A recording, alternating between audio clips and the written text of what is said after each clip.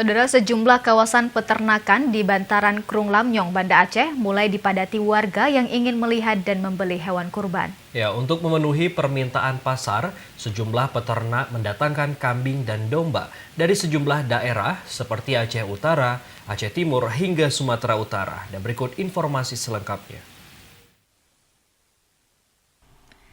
Lebaran Idul Adha memang masih sebulan lagi, namun bukan berarti permintaan hewan kurban menjadi sepi.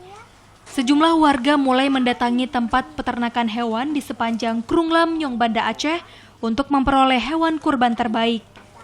Salah seorang peternak, Afdal, mengaku jika permintaan hewan kurban mulai meningkat sejak beberapa pekan yang lalu. Untuk memenuhi permintaan pasar, hewan ternak seperti kambing dan domba ia datangkan dari sejumlah daerah seperti Aceh Utara, Aceh Timur hingga Sumatera Utara. Seluruh hewan ternak ini dikirim secara rutin setiap pekannya, bahkan menjadi lebih rutin saat mendekati Hari Raya Idul Adha.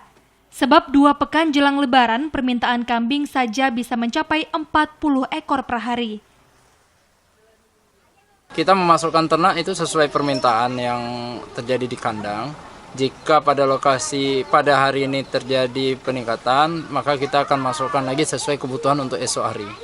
Dan biasanya kita stok kurban itu untuk 1 minggu pemesanan. Jika itu kurang, maka kita akan tambah durasi pengiriman dari sumber ternak di daerah yang saya sebutkan tadi. Menurut Afdal, tahun ini harga jual hewan kurban mengalami peningkatan.